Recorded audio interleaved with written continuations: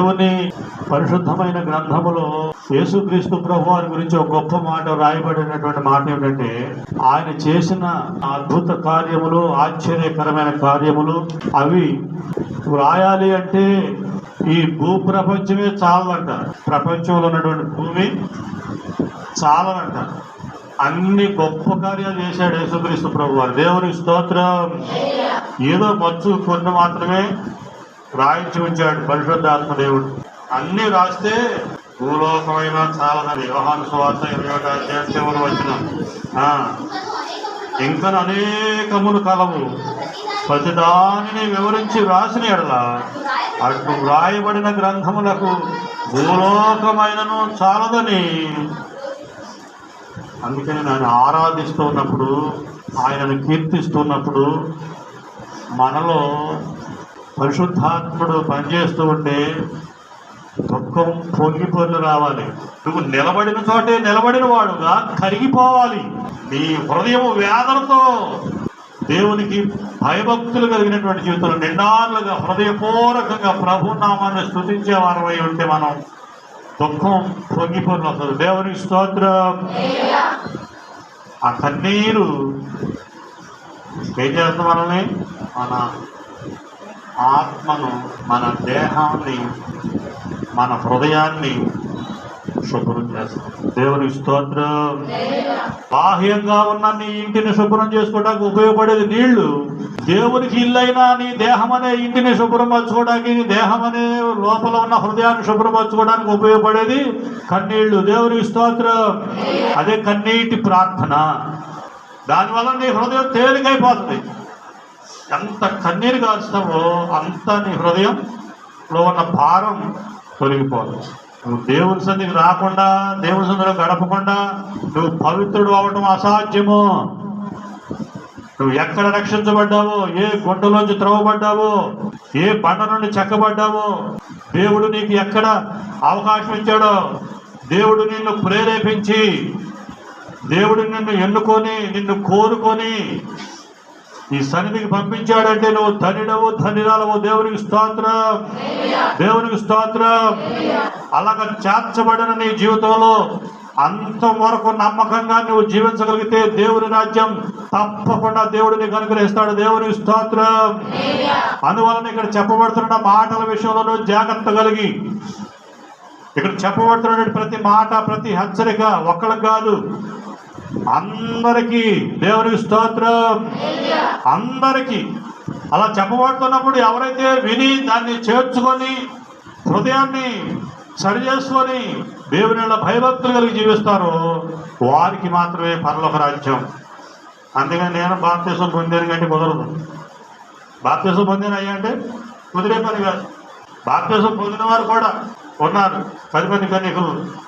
కానీ సిద్ధపాటు లేకపోతే పరలోక రాజ్యానికి వారసత్వం లభించదు.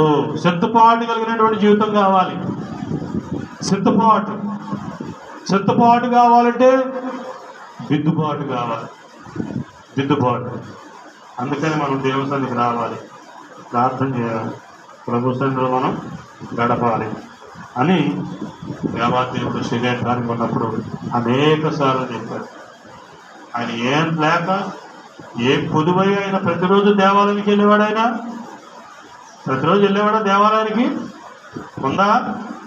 అప్పుడప్పుడు వెళ్ళేవాడా? మనకలాగా అప్పుడప్పుడు వచ్చేవాడు దేవాలయానికి యేసు ప్రభువారు. ప్రతిరోజు పెందలకడనే 21వ అధ్యాయం 37వ వచనం లోకా సువార్త. ఆయన ప్రతిదినము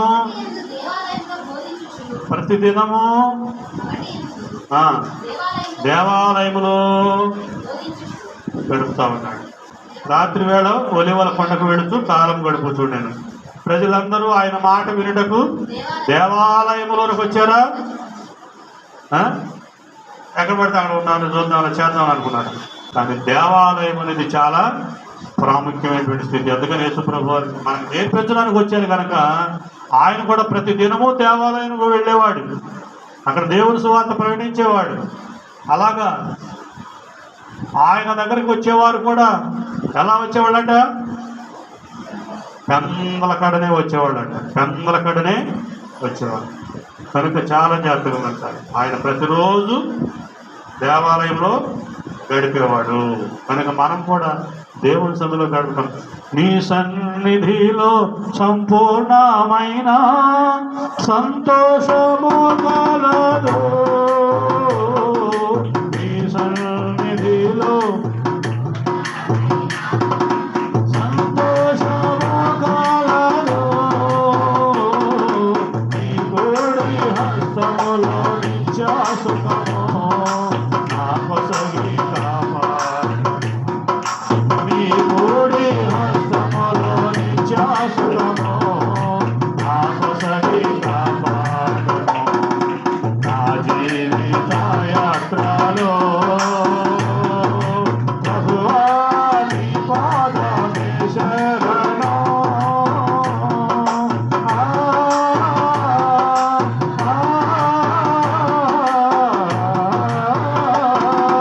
నీ సన్నిధిలో సంపూర్ణమైన సంతోషము కలదు.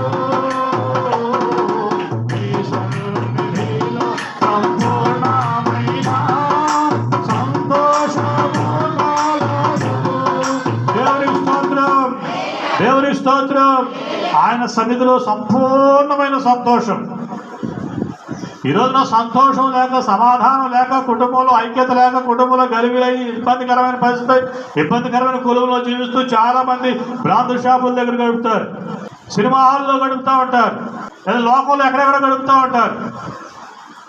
ఇంటికి వెళ్తే ఇంటి అయ్యా ఇల్లంతా నరకమరా, ఇక్కడే బాగుందిరా అని మాట్లాడుకునే వాళ్ళు చాలా మంది. అలాంటి పరిస్థితుల్లో ఎంతసేపు అయినా ఏముండదు అక్కడ. ఆ కాసేపట్లో మళ్ళీ ఏదైనా మాటలో తేడా వచ్చిందంటే అక్కడ టిష్యూ మళ్ళీ అక్కడ. కానీ దేవుని సన్నిధిలో మాత్రం సంపూర్ణమైన సంతోషం.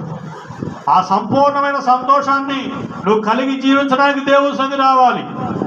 అందుకని లోపల మళ్ళీ సాతాడు పెట్టుకుని వచ్చామనుకో, ఆ సాతాడు ఏం చేస్తాడు, వాడు కూడా టిష్యూమే. కానీ దేవుడు చూస్తూ ఉంటాడు.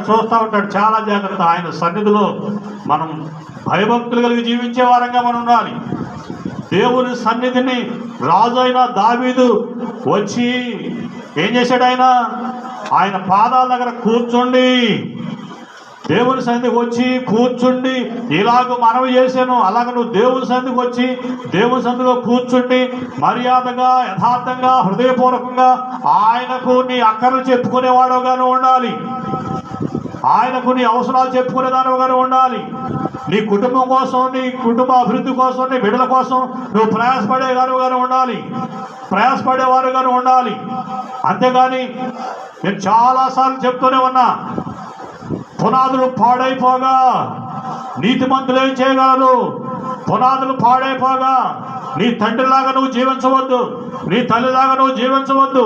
వాళ్ళు తెలుసో తెలియకో భక్తి నేర్పించేవాళ్ళు లేక ఏదో విధంగా పతనం అయిపోయారు. వాళ్ళకి ప్రార్థన చేయడం తెలియదు, దేవుని సన్నిధిలో గడపడం తెలియదు, దశంభావాలు గడపడం తెలియదు, అక్రమాలు సరి చేసుకోవడం తెలియదు. కానీ దేవుడు నీకు నేర్పిస్తానికి బీజం వేశాడు. దేవుడు నీకు నేర్పిస్తా ఉన్నాడు, నిన్ను సరిచేస్తా ఉన్నాడు, ఒక సంపూర్ణమైన భక్తి మార్గంలో నడిపించాలని ఆశిస్తూ ఉన్నాడు. అలాగ ఆశిస్తూ ఉండగా దేవుడు నీకు సేవకులను ఏర్పాటు చేసుకుని నేర్పిస్తూ ఉండగా మళ్ళా ఎందుకు నువ్వు లోకంలో గడుపుతావు? మళ్ళా ఎందుకు నీకు లోక సంబంధమైన జీవితంలో నీ తండ్రులు నడిచినట్టు నడుస్తావు? మళ్ళా ఎందుకు నీ పితరులు నడుచున్నట్టు నడుస్తావు? నువ్వు అలా ఉండకూడదు.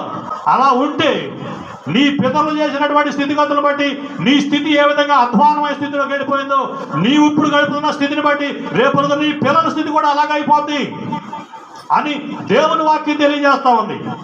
ఒక్క తరములో నా యందు భయభక్తులు కలిగి జీవిస్తే 1000 తరముల వరకు నేను కరుణించేవాడినై ఉన్నాను. నీ తల్లిదండ్రులు ప్రార్థన చేయలేదు నువ్వు ఎన్నిసార్లు చెప్పావు? నా తల్లిదండ్రులు ప్రార్థనకు వెళ్ళరయ్యా, ప్రార్థన తెలియదయ్యా అని ఎన్నిసార్లు ఏడ్చావు? అలాంటి స్థితిలో నువ్వు ఉండకూడదని దేవుడు నీకు హెచ్చరిక చేస్తుండగా అలాంటి భక్తి జీవితంలోకి మనం వెళ్ళకూడదు, అలాంటి దుర్మార్గమైన జీవితంలోకి వెళ్ళకూడదు, ఏదో వాడికి అలవాటుగా ఉండేటువంటి భక్తి జీవితంలోకి వెళ్ళకూడదు. యథార్థమైనటువంటి భక్తి, ఆయన నామమందు భయభక్తులు కలిగి జీవించే వారికి నీతి సూర్యుడు ఉదయించునని ప్రభు మనతో మాట్లాడేటువంటి మాటను బట్టి ఎవరైతే దేవుని నామమందు విధేయత కలిగి భయము భక్తి కలిగి హృదయపూర్వకంగా కుటుంబం అంతా దేవుని సన్నిధికి వచ్చి భయభక్తులు కలిగి జీవిస్తూ ఆయన సన్నిధిలో గడుపుతారో అటు కుటుంబాన్ని దేవుడు వర్ధలింపజేస్తాడు. దేవునికి స్తోత్రం, దేవునికి స్తోత్రం. అందుకని భర్త అవసాడ, భార్య అవసాడ, పిల్లలు అవసాడ, తల్లి అవసాడ అనేటువంటి విధానం ఉంటే అది నీ ఆత్మీయ జీవితానికి మంచిది కాదు, నీ కుటుంబ జీవితానికి మంచిది కాదు. రేపు నీ పిల్లల భవిష్యత్తుకి అసలే మంచిది కాదు. అది కాదు. పరిశుద్ధాత్మ దేవుడు మనతో మాట్లాడుతున్న మాట చాలా జాగ్రత్తగా గమనించాలి. వాడు నడిచినట్టుగా నువ్వు నడవకూడదనిగా దేవుడు నీకు అవకాశం ఇచ్చాడు, నిన్ను ప్రేరేపించాడు, నీతో మాట్లాడాడు, నీ దేవుని సన్నిధికి నడిపించాడు. నిన్ను